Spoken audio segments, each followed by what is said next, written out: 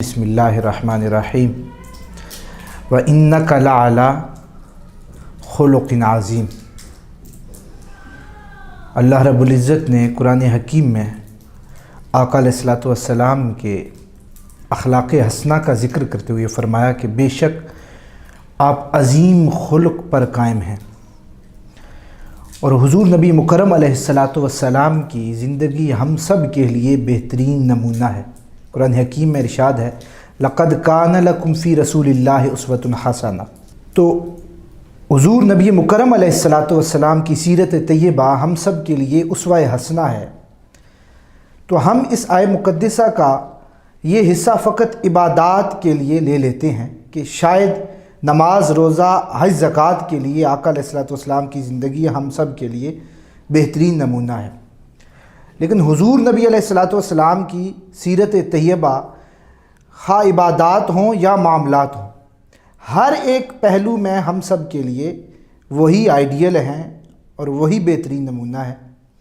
आका अलैहिस्सलातु वस्सलाम ने फरमाया कि अगर मूसा अलैहिस्सलाम भी होते तो वो भी मेरी इताअत करते, यानी अगर मेरे ज़माने में, मेरे दौर में अब मूसा भी आ जाएं तो उनको भी मेरी ही इताअत करनी है।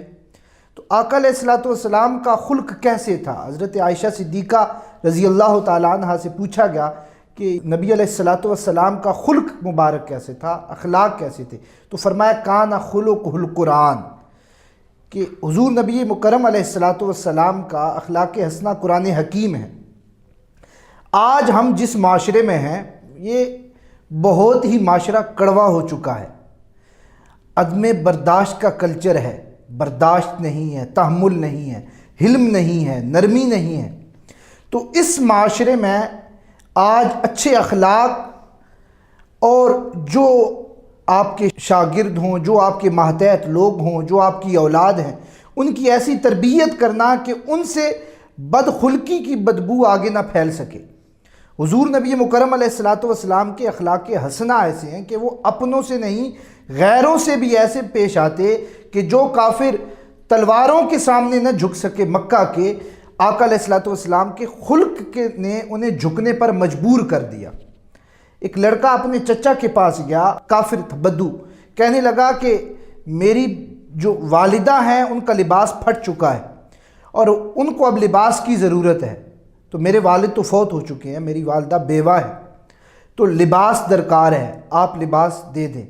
तो चचा ने मारा, बच्चा वापस घर पलट गया रोता रोता। रास्ते में जा रहा था तो किसी ने पूछा, बेटे क्यों रो रहे हो? तो उसने कहा कि वालिदा के लिए लिबास लेने गया था चचा के पास और चचा ने मार के वापस भेज दिया है। तो उस शख्स ने कहा कि लिबास तुम्हें मिल सकता है, सैने हरम में एक कमली ओढ़े मोहम्मद नामी बैठे हैं, उनकी बारगाह में चले जाओ, वो लिबास इनायत कर देंगे। तो वो बच्चा अपनी वालिदा के पास आया और कहने लगा कि मैं जा रहा हूँ सैने हरम में, वहाँ से आपके लिए लिबास लेके आता हूँ, चचा ने तो मार के भेज दिया है। वालिदा ने कहा कि नहीं, उसके पास नहीं जाना, मैंने सुना है कि जो भी उसके पास जाता है वो उसी का हो जाता है, तो तुम आबा व अजदाद के दीन को छोड़ के उसके दीन पर चल पड़ोगे। तो बच्चे ने कहा नहीं, मैं दीन अपना नहीं छोड़ूंगा, मुझे जाने दें। तो वालिदा ने कहा बेटा जाओ। जब वो गया ना तो सैने हरम में हुजूर नबी मुकर्रम कमली ओढ़े तशरीफ़ फरमा थे। तो बच्चे ने कहा कि मैं सवाली बन के आया हूँ, साइल बन के आया हूँ। तो सरकार मुस्कुराए, बेटे बताओ क्या सवाल है? तो वो कहने लगा मेरी एक शर्त है, मैं तब सवाल बताऊँगा। सरकार ने पूछा कौन सी शर्त है? कहने लगा कि मैं आपका दीन नहीं मानूंगा, आपका कलमा नहीं पढ़ूंगा, आपका नहीं होके जाऊंगा। सरकार ने फरमाया तू मेरा ना हो, सवाल तो बता। तो वो कहने लगा कि मुझे लिबास दरकार है। सरकार ने अपनी कमली मुबारक उसे दे दी और वो दौड़ा अपनी वालिदा को चादर दी। जब वालिदा ने वो चादर ओढ़ी, या अय्युहल मुद्दस्सिर, जिसकी कसमें खुद रब खाता है, तो वालिदा कहने लगी कि उसका तो नहीं होके आया। तो बच्चा कहने लगा नहीं, मैंने शर्त रखी थी कि मैं उसका नहीं होऊंगा। वालिदा ने कहा कि उठ, मुझे भी ले जा, मैं भी उसकी होना चाहती हूँ, तू भी उसी का कलमा पढ़ ले। तो सरकार गैरों को भी नवाजते थे और गैर फिर झुक जाते थे। सरकार अपनों को नहीं, पराओं को भी माफ़ कर देते थे। काब बिन ज़ुहैर गुस्ताखाना कलाम लिखा करता था। आका अलैहिस्सलातु वस्सलाम ने हुक्म दे दिया कि इसे कत्ल कर दिया जाए। तो काब बिन ज़ुहैर अब छुप रहा है कि मुझे कत्ल न कर दें। تو اس کے بھائی جو تھے وہ مسلمان تھے، صحابی تھے، وہ کہنے لگے کہ تو چھپ کے آ جا مدینے میں حضور کی بارگاہ میں تمہیں پیش کروں گا اور معافی مانگ لینا۔ تو وہ چھپ کے آ گئے۔ فجر کے وقت کعب بن زہیر کے بھائی گئے، یا رسول اللہ اگر کعب بن زہیر آ جائے تو آپ اسے معاف کر دیں گے؟ سرکار نے فرمایا یہ تو در ہی ایسا ہے کہ جو بھی آ جاتا ہے اسے معاف کر دیا جاتا ہے، جو مانگنے والا آتا ہے اسے عطا کر دیا جاتا ہے۔ تو کعب بن زہیر نے چادر اوڑھی ہوئی تھی تو چادر اتاری اور پیش ہو گیا، یا رسول اللہ میں معافی چاہتا ہوں۔ سرکار نے معاف کر دیا اور کہنے لگا کہ اے اللہ کے محبوب، میں آپ کی شان میں کلام لکھ کے لایا ہوں، نعت لکھ کے لایا ہوں، میں سنانا چاہتا ہوں۔ سرکار نے فرمایا او سنو۔ جب وہ سنا رہا تھا ایک طویل کلام تو سرکار جھوم اٹھے اور سرکار نے اپنی کملی مبارک اسے عطا کر دی انعام کے طور پر۔ تو سرکار تو غیروں کو بھی یہ درس دیتے ہیں کہ ان کو بھی معاف کر دیں، ان کے ساتھ بھی ایسے پیش آئیں جیسے قرآن حکیم کہتا ہے کہ والکاظمین الغیظ، وہ لوگ جو غصہ پی جاتے ہیں۔ امام حسن کا ایک غلام تھا، تو امام حسن کے مہمان آگے گھر، تو غلام کوئی مشروب لے کے آ رہا ہے، دودھ ہے، کوئی شربت ہے، وہ لے کے آ رہا ہے، تو اسے ٹھوکر لگی نا تو وہ گلاس ان کے مہمانوں پر گر گیا اور کپڑے سارے خراب ہو گئے۔ تو امام حسن نے غصے میں دیکھا تو وہ غلام بھی امام حسن کا تھا، تو وہ کہنے لگا والکاظمین الغیظ، وہ لوگ جو غصہ پی جاتے ہیں۔ تو امام حسن نے فرمایا کہ میں نے غصہ پی لیا۔ کہنے لگا والعافین عن الناس، اور وہ لوگ جو معاف کر دیتے ہیں۔ امام حسن نے فرمایا میں نے تمہیں معاف کر دیا۔ وہ کہنے لگا کہ واللہ یحب المحسنین، کہ اللہ تعالیٰ احسان کرنے والوں کو بڑا پسند کرتا ہے۔ تو امام حسن نے فرمایا جا، میں نے تجھے آزاد کر دیا، تجھ پر یہ احسان کیا۔ تو اب کپڑے خراب کیے مہمان کے، گلاس الٹا دیا، اور صلہ کیا دیا اس کا کہ جا تجھے میں آزاد کر رہا ہوں، آج سے تو میرا غلام نہیں ہے، تو آج سے آزاد ہے۔ تو یہ درس اور یہ تعلیمات اللہ کے محبوب دے کر گئے کہ ایسے اخلاق حسنہ، فرمایا قیامت کے دن سب سے قریب وہ شخص ہوگا، سب سے قریب وہ شخص ہوگا اِنَّ أَحَبِّكُمْ إِلَيَّ وَأَقْرَبِكُمْ مِنِّي، کہ میں سب سے زیادہ محبت کرنے والا اور قریب شخص وہ ہوگا جو اچھے اخلاق کا مالک ہوگا، اور اس شخص کو مجھ سے دور کر دیا جائے گا جو برے اخلاق کا مالک ہوگا۔ تو یہ سرکار کی تعلیمات ہیں۔